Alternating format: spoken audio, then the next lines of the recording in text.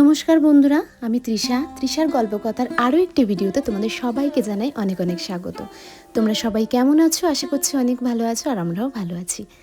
আজকে হচ্ছে 24 তারিখ আগস্ট মাসের, আর আজকে হচ্ছে সোমবার। তার থেকেও বড় কথা, আজকে হচ্ছে খুব স্পেশাল একটা দিন, কারণ আজকে বিলি সোনার নতুন স্কুলে ফার্স্ট ডে। তো সত্যি কথা বলতে ওর জীবনে যেমন আজকে একটা স্পেশাল দিন, তেমন আমারও কিন্তু আজকে একটা স্পেশাল দিন, যে ও কিভাবে মানিয়ে গুছিয়ে নেবে একটা সম্পূর্ণ আলাদা স্কুলেতে গিয়ে। কারণ ও ছোটোবেলা থেকে একটা আলাদা স্কুলেতে পড়েছে, সেখানেই বলতে গেলে ও বড়ো হয়েছে। প্রায় 3 বছর যখন বয়স ছিল তখন থেকে ওই স্কুলেতে পড়তো। তো সেই জন্য আমিও একটুখানি নার্ভাস ফিল করছি, আমারও একটু ভয় লাগছে আর কি মনে মনে। তো এই যে দেখতেই পাচ্ছ, সকাল সকাল কিন্তু আমি ঘুম থেকে উঠে এদিকে ভাত টাত বসিয়ে দিয়েছিলাম, আলু সেদ্ধ দিয়ে ডালটাও বসিয়ে দিয়েছিলাম, আর একটা ডিম সেদ্ধ করে নিয়েছি। বিলি সোনাকে ডাল সেদ্ধ, আলু সেদ্ধ, ডিম ভাত খাইয়ে ঘি দিয়ে তারপরে পাঠাবো। আর এই যে টিফিনে নিয়ে যাওয়ার জন্য ওর জন্য একটু নুডলস করছি, এটা কিন্তু পনির দিয়ে বানিয়ে দেবো। আসলে পনির খেতে খুব ভালোবাসে, আর যেহেতু এই স্কুলেতে ক্লাস টাইমটা অনেকটা, প্রায় 7 ঘন্টার মতো, 9টার সময় যাবে আর ও আসবে প্রায় বিকেল 3টের সময়, আর আস্তে আস্তে 3:30 বেজে যাবে। তো এতটা টাইম গ্যাপ হয়ে যাবে ও যদি একটু ভারী টিফিন না করে। তো সেই জন্যই ওর মনের মতন করে একটা টিফিন কিন্তু আমি ওর জন্য আজকে বানিয়ে দিচ্ছি। এবার সম্পূর্ণটা ওর ওপরে, ওর দুষ্টুমির ওপরে, যে ও টিফিনটা ফিনিশ করবে না করবে না। তো এই যে দেখতেই পাচ্ছ, আমার সোনা পাখি একদম নতুন স্কুলের নতুন ইউনিফর্ম পরে রেডি হয়ে বসে আছে বিছানার মধ্যে। আর দেখো, ওর বাবা জুতো টুতো একদম পরিষ্কার করে ওকে পরিয়ে দিয়েছে। আর এখানে কিন্তু গালে গালে আমি ভাতটা খাইয়ে দিচ্ছি, জানো তো। আর ওকে বলছি, মা বেশি কথা বলবে না, বেশি দুষ্টুমি করবে না, আজকে ফার্স্ট ডে, বেশি দুষ্টুমি করলে কিন্তু স্কুল থেকে বের করে দেবে। তো আমার হ্যাঁতে হ্যাঁ মেলাচ্ছে। আমি জানি ও ঘরেতেই হ্যাঁতে হ্যাঁ মেলাচ্ছে, ওখানে গিয়ে যে কি করবে সে একমাত্র ওই জানে। তো এই দেখো, এখানে কিন্তু টিফিনটা আমি এখনও খুলে রেখেছি, কারণ গরম গরম তো ঢাকা দিয়ে দিলে আর কি ভালো নয় আর কি ঢাকা দিয়ে দেওয়া।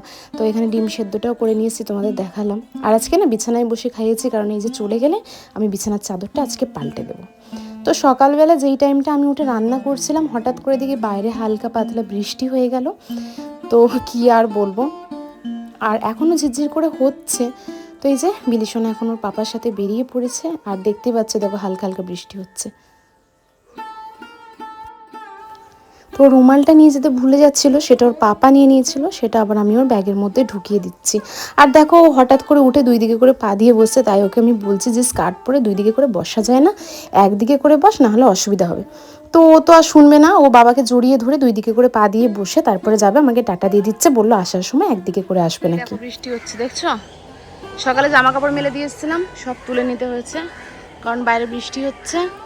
কালকে আমি ক্লাসে গিয়েছিলাম, কালকে ওয়েদারটা ভালো ছিল, আর কালকে রাতে এসে আমি জামা কাপড় কিছু কেচেছিলাম মেশিনে, তো সেইগুলো সব ছাদে মেলে দিয়েছিলাম সকালবেলা ঘুম থেকে উঠে। আর আমার মেলা হলো না, মানে আজকে মেলতেই তুলে নিতে হয়েছে সঙ্গে সঙ্গে। যাই হোক, তো এই যে দেখতেই পাচ্ছ বাইরে এখন অবস্থা, আর আমার অবস্থা দেখো, এখনও কিন্তু আমি কালকে জামা কাপড় ছাড়ার টাইম পাইনি। শুধু ব্রাশ ট্রাশ করেছি, করে একটুখানি খেয়েছিলাম, মানে চা বিস্কুট খেয়েছিলাম, খেয়ে তো বিলি সোনার জন্য রান্না করতে চলে গিয়েছিলাম। তো চলো দেখি বিলি সোনার পাতে কী কী খাবার আছে সেগুলো এখন খেয়ে নিই। আমি খেয়ে নিয়ে তারপর বাসন টাসন মেজে আবার রান্না বসাতে হবে। তো বিলি সোনাকে ওর পাপা দিয়ে আসার সময় এই যে স্কুল থেকে সব বই দিয়েছে ওর জন্য, এগুলো তো সব অর্ডার দেওয়া ছিল, যেহেতু অনেকটা দেরিতে ভর্তি হয়েছে। তো সেসব বইগুলো এসছে, আর এগুলো সিলেবাস আর রুটিনটা দেওয়ার পরেই আমি ওকে বই দিয়ে স্কুলে পাঠাবো। তার আগে বইগুলো আমি দেখে নিচ্ছি।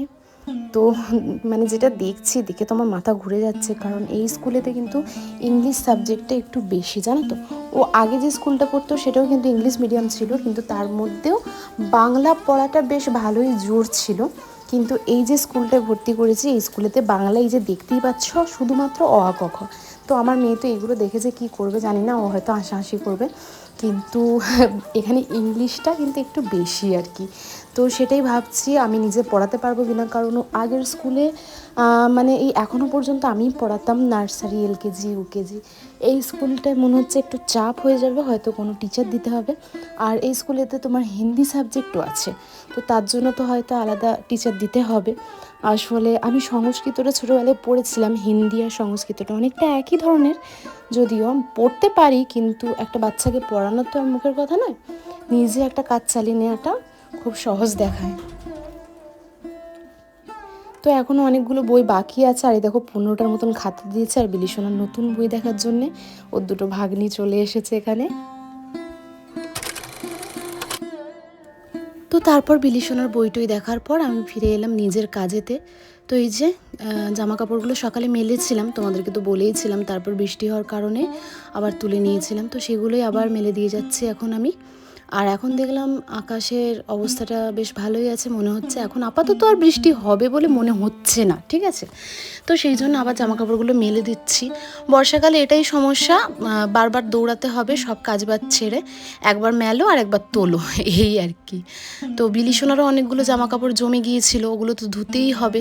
আর কি বলতো, ঘরের মধ্যে না শুকালে কীরকম একটা স্যাঁতস্যাঁতে ভাব থাকে, ওয়াশিং মেশিনে কাচলে তবু অতটা গন্ধ হয় না যদিও। তো এইগুলো আবার কেচেছি। আর তারপর চলে এলাম এই যে বিছানা পরিষ্কার করার জন্য। তো ওর বইগুলো দেখছিলাম, তো সেরকমই সব পড়ে আছে বিছানার মধ্যে। তো জানি না ও এসে কি করবে, ও তো আজকে বই নিয়ে যায়নি ক্লাসের মধ্যে, শুধু ওকে 3টে খাতা দিয়েই পাঠিয়েছিলাম, মানে স্যারেরা বলেই দিয়েছিল। আর তারপর এত বই ও এসে দেখবে, ও তো মনে হচ্ছে খুব আনন্দ পাবে বই দেখে। যাই হোক, আমাদেরও ঠিক এমনটাই হতো ছোটোবেলায়, নতুন ক্লাসে ওঠার পরে নতুন বই দেখে কিন্তু খুব মজা পেতাম। তারপর বছরে মানে বইগুলো পড়তে পড়তে আমাদের অবস্থা খারাপ হয়ে যেত, তখন আর বইগুলোকে খুব একটা ভালো লাগতো না, তাই না? তো যাই হোক, বইগুলো গুছিয়ে ওই ঘরেতে রেখে এসেছি, ও এসে দেখুক। এগুলো আবার মলাট দিতে হবে, স্টিকার লাগাতে হবে, অনেক কাজ কিন্তু আমার। তো এখানে ওই যে বললাম সকালে বেডশিটটা চেঞ্জ করব, তো এই যে চলে এসেছি বেডশিটটা চেঞ্জ করতে। আর জানো, অন্য অন্য দিন তো বিলিসোনা আমাকে হেল্প করে, মানে এই যে বালিশ ফেলা, বালিশ তোলা, এগুলো কিন্তু বিলিসোনা আমাকে অনেকটা হেল্প করে দেয়। তো আজকে আমার অ্যাসিস্ট্যান্ট কে আছে জানো? আজকে আমার অ্যাসিস্ট্যান্ট আছে আমার একটা নাতনি। তো এই যে দেখতেই পাচ্ছ পুচকুটা, ও আমার নাকি হাতে হাতে কাজ করে দেবে, সেই জন্য ও আমার কাছে এসছে। বলছে আজকে আমি তোমার সাথে কাজ করব। তো আমি বললাম যে ঠিক আছে, তাহলে তুমি বালিশগুলো তোলো আর বালিশের জামা কাপড়গুলো খুলে দাও। তো দেখলাম যে ও বেশ ভালোই কাজটা করছে। তারপর ও আমাকে বলছে আমি কি একটু জামাগুলো পরিয়ে দেবো বালিশে? তো আমি বললাম না মা, থাক, আমি করে নেব, তোমাকে যেগুলো বলছি তুমি ওইগুলোই করো। তো তারপর ও মোটামুটি আমার হাতে হাতে একটু কাজ করে দিচ্ছিল। আর এখানে কিন্তু টিভি চলছিল, আমি গান চালিয়ে দিয়েছিলাম, দিয়ে কিন্তু ঘরদোরের কাজ মেটাচ্ছিলাম। তো তোমরা কে এরকম গান শুনতে শুনতে কাজ মেটাও, আমাকে কিন্তু অবশ্যই কমেন্ট করে জানিও। আমার কিন্তু বেশ ভালো লাগে গান শুনতে শুনতে কাজকর্ম সারতে, বোঝাই যায় না যে কখন কাজগুলো আমার সারা হয়ে গেল। তো বিছানাটা পরিষ্কার করে আমি এই যে চলে এসেছি আমার এখানে, তোমার ড্রেসিং টেবিলটা একটু সুন্দরভাবে পরিষ্কার করে নিচ্ছি। কারণ কি বলতো, ওই যে রোজ ইউজ হয় আর এদিক ওইদিক পড়ে থাকে। আর বিলিসোনাও এসে মাঝে মধ্যে ঘাঁটাঘাঁটি করে, ওরগুলো আমারগুলো নিয়ে ওর বাবাকে মাখায়, এই আর কি। তো যাই হোক, এখানটা পরিষ্কার করা হয়ে গেল, সুন্দরভাবে মুছে টুছে নিই। তারপর এখন অনেক কাজ বাকি আছে। আমি ভাবছি আজকে আর মানে শুয়ে বসে থাকবো না, রেস্ট নেব না। অন্য অন্য দিন ও স্কুলে চলে যাওয়ার পর আমি একটু রেস্ট নিয়ে নিই, কিন্তু ও যেহেতু আজকে স্কুলে গেছে, তো সেই জন্য তো আমার তো একটু টেনশন হচ্ছে। নতুন স্কুল বলে, পুরনো স্কুলে থাকলে তো কোনো সমস্যাই ছিল না। তো মনের মধ্যে একটা কোথাও না কোথাও টেনশন কাজ করছে, কিন্তু কি আর করব, সেই ভাবনাতে বসে থেকে তো আর দিন চলবে না। তো সেই জন্য আমাকে মানে সারাদিনের কাজ তো করতেই হবে। তো যাই হোক, আমি কিন্তু শুধু এদিকে কাজ করছি না, এদিকে কাজ করতে করতে ওইদিকে গিয়ে রান্নাবান্নাও কিন্তু করছি টুকটাক করে। তো সব সময় তো ক্যামেরা নিয়ে এদিক ওইদিক যাওয়া সম্ভব হয় না। তো যাই হোক, এই যে দেখতেই পেলে ঘরদোরটা সুন্দর করে ঝাড় দিয়ে নিলাম। শুধু ঝাড় দিয়ে নিই, ঘর বারান্দা বিলিসোনার ঘর সব ঝাড় দিয়ে একদম মোছাও হয়ে গেছে আমার রান্না করতে করতে। আর তার মধ্যে কিন্তু এই যে সবজি টবজি কেটে আমার রান্না বসানোও হয়ে গেছে। তো সকালে তো ভাত ডালটা করেই নিয়েছিলাম।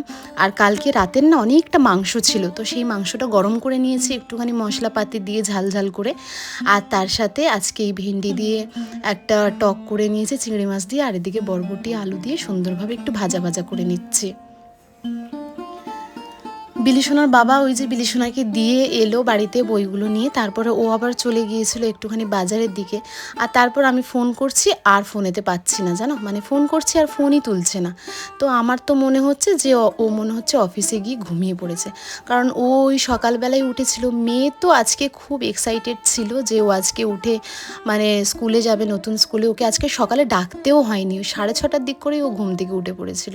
কালকে একটু রাতে তাড়াতাড়ি ঘুম পাড়িয়েছিলাম, আর তাড়াতাড়ি শুয়ে পড়লে একটু তাড়াতাড়ি উঠে পড়ে। আর যদি কোথাও যাওয়ার থাকে তাহলে তো আমাদের বড়দেরও ভালোভাবে ঘুম হয় না, আর ওরা তো বাচ্চা, ওদের মধ্যে একটা অনুভূতিই আলাদা। তো যাই হোক, এদিকে কিন্তু রান্নাবান্না সারতে সারতে আমি কিন্তু টুকটাক এঁটো বাসনগুলো সুন্দরভাবে মাঝামাঝি করে নিচ্ছি। ফেলে রাখলে একসাথে অনেকটা হয়ে যায়, তখন কিন্তু পরে আবার সমস্যা হয়। তো এই যে এদিকে কিন্তু আমার টকটা হয়ে গেছে। আর সত্যি কথা বলতে, যদি কোনো রকম খাবারের বা মাছের যদি কোনো টক হয় না, তো সেই দিয়ে কিন্তু পুরো ভাত খাওয়া হয়ে যায়, আর কিন্তু অন্য কিচ্ছু লাগে না। আর তার সাথে এই যে বরবটি ভাজাটাও কিন্তু মোটামুটি হয়ে গেছে। আমি কিভাবে আলুটা ভাজি বলো তো, প্রথমে কিন্তু এই যে তেলেতে নুন হলুদ দিয়ে সবজিটা তুলে দিয়ে একটু হালকা করে গ্যাসটা কমিয়ে দিয়ে ঢাকা দিয়ে দিই সেদ্ধ হয়ে যাওয়ার জন্য, তারপর জোর দিয়ে হালকা হালকা করে ভাজা করে নিই। তো এই যে আমার মোটামুটি রান্নাবান্না কমপ্লিট।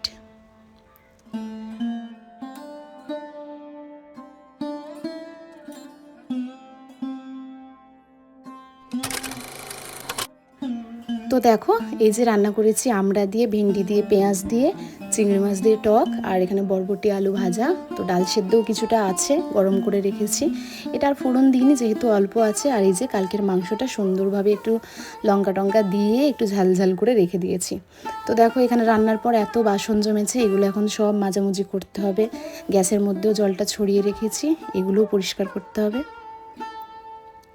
আর এই যে ফাইনালি কিন্তু আমার রান্নাঘরটা একদম গুছিয়ে পরিষ্কার হয়ে গেছে। সারাদিন পর এটাই কিন্তু মেন শান্তি, জানো তো, যে কাজকর্ম করার পর রান্নাঘরটা পরিষ্কার করে ফেলেছি, এটা হচ্ছে মেন ব্যাপার।